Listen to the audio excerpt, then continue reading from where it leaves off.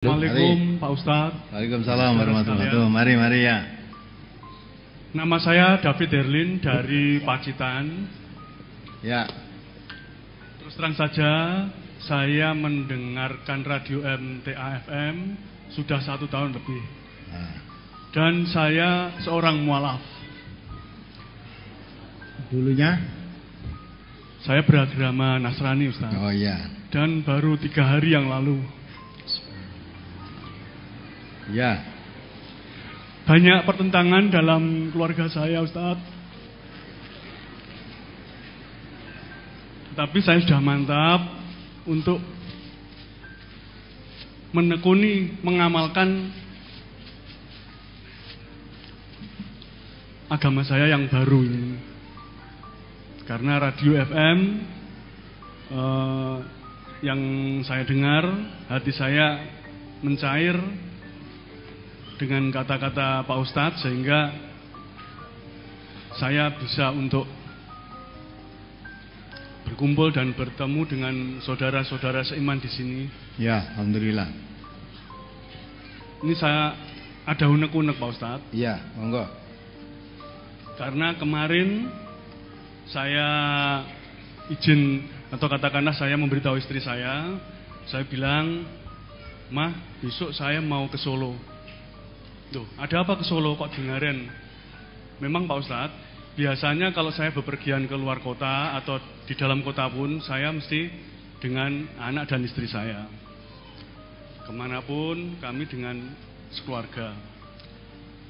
Dan baru kemarin saya bilang saya ke Solo sendirian.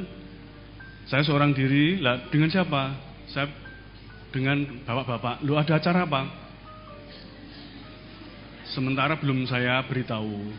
Nah, malam harinya saya memang di hati bergejolak antara saya harus memberitahu atau tidak. Tapi saya mantapkan untuk memberitahu. Mas, saya ke Solo dalam rangka untuk menghadiri pengajian di Solo dengan bapak-bapak. Loh, berarti Bapak sudah mualaf.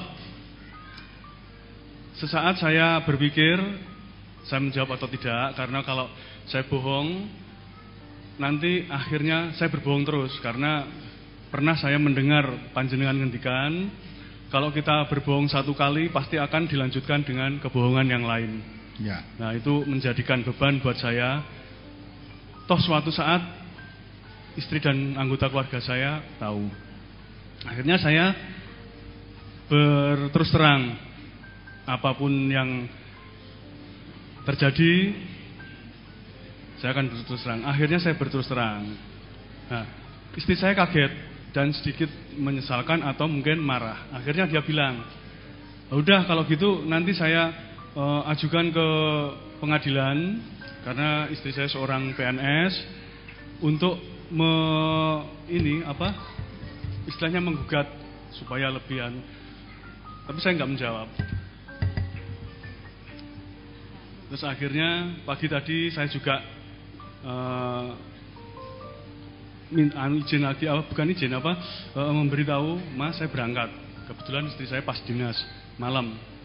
Nah, itu belum dijawab. Akhirnya 1 jam yang lalu dia memberi jawaban, ya sudah, kalau begitu kita punya kehidupan masing-masing.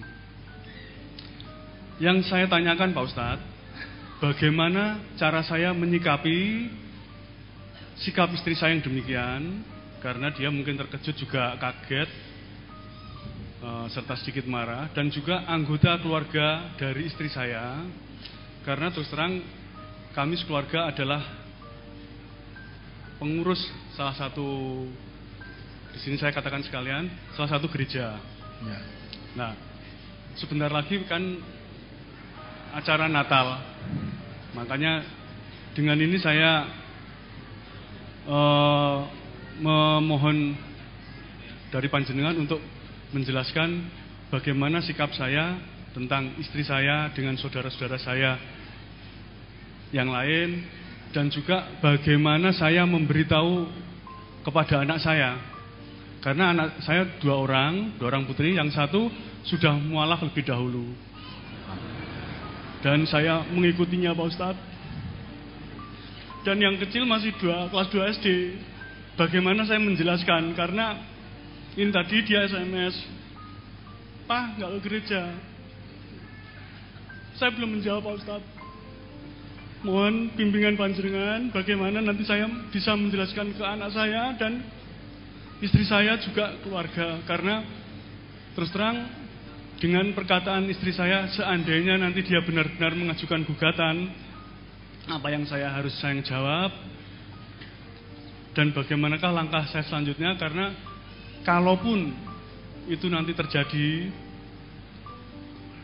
ya dengan yang baik-baik saja tanpa ada rasa permusuhan. Karena terus terang saya sudah berumah tangga 25 tahun Pak Ustadz. Terima kasih. Sementara hanya itu yang anak yang pertama tadi sudah berkeluarga Pak Ustadz. Oh ya. Dan keluarganya, suaminya juga Kristen, keluarganya. Suaminya Muslim Pak Ustadz, dan anak saya mualaf mengikuti suaminya Pak Ustadz. Suaminya Muslim. Muslim. Sementara pertanyaan saya demikian dulu. Ya. Matur sembah nuwun. Assalamualaikum warahmatullahi wabarakatuh. Waalaikumsalam warahmatullahi wabarakatuh. Saya rasa itu suatu kebahagiaan tersendiri untuk Bapak.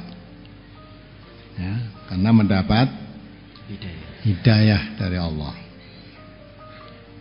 Manusia makin tambah usia makin dekat ke kubur. Ya. Selama perjalanan ini kalau menurut Al-Quran tidak menempuh jalan yang lurus. Setelah masuk Islam mengikuti tuntunan Al-Quran berarti mendapat hidayah. Faqad hudiya ila siratim mustaqim. Quran itu betul-betul memberi hidayah pada manusia, memberi petunjuk ke jalan yang lurus. Jalan yang lurus. Maka sekarang sudah menjadi suami muslim. Ya. Di dalam Al-Quran dituntut ku anfusakum wa ahlikum. Jaga dirimu, jaga istri dan anakmu, jangan sampai tersentuh api neraka. Untuk tidak tersentuh api neraka, maka yang ditempuh harus jalan yang lurus. Jalan yang lurus itu mengikuti Quran. Karena Allah mengatakan dalam Al-Quran, inna hadal Quran yahdi lillati ya aqwam. Al-Quran itu memberi petunjuk kepada manusia ke jalan yang lebih lurus. Nah, sehingga dengan demikian saya tidak rela sudah 25 tahun menjadi istri saya terus nanti akan berpisah. Ya, satu di jalan yang lurus, satu tidak yang lurus.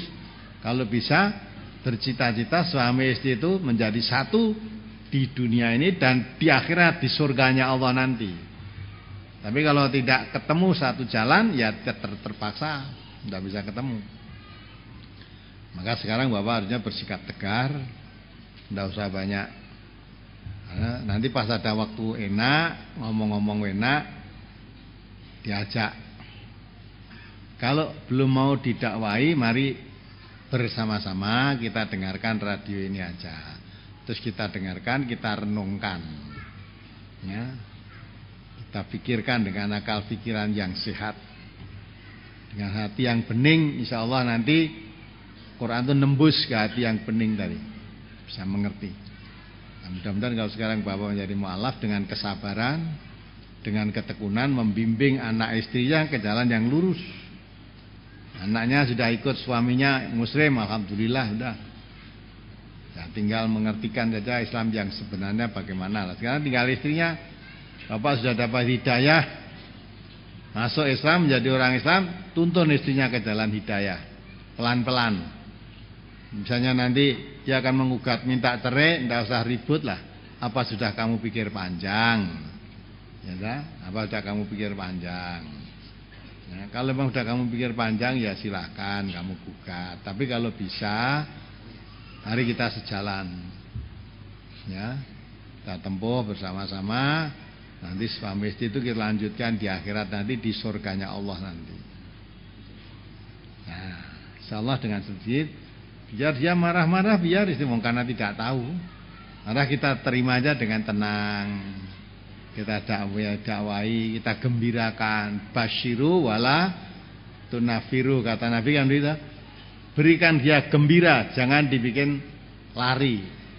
Ya, yassiru wala tu'asiru, permudahlah dia, jangan dipersulit. Diterangkan Islam itu yang memberi kemudahan-kemudahan. Jangan dibikin takut, jangan dibikin sulit.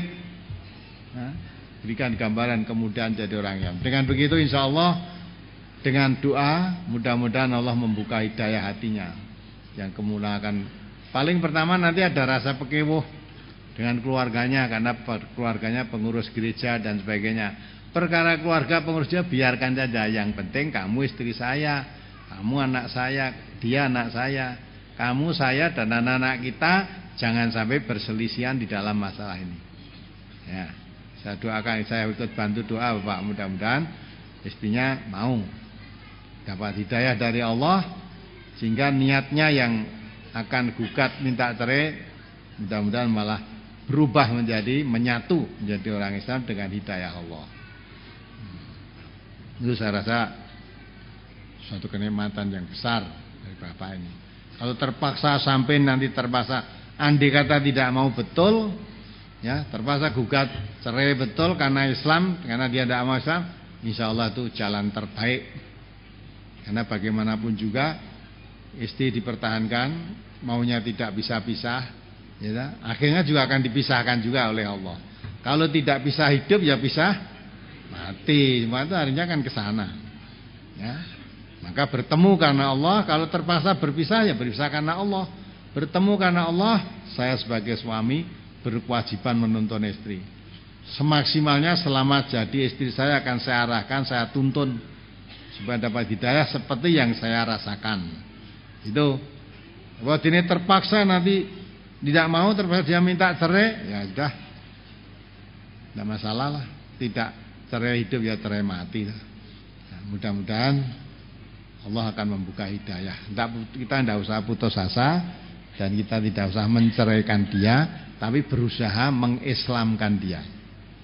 Nah, mudah-mudahan Allah memberikan hidayah. Dengan begitu Bapak sendiri saya minta untuk lebih aktif lagi karena merasa jadi mu'alaf, jadi umat Islam yang baru. Tentu banyak hal yang mesti harus dikaji, dipahami, dimengerti. Orang itu kalau makin mengerti agama Islam itu makin cinta kepada Islam. Makin cinta kepada Islam berarti makin cinta pada Allah. Makin cinta kepada Allah akan makin mendapatkan ketentraman, ketenangan hidup. Ya begitulah Bapak, mudah-mudahan apa yang saya sampaikan bisa dipahami.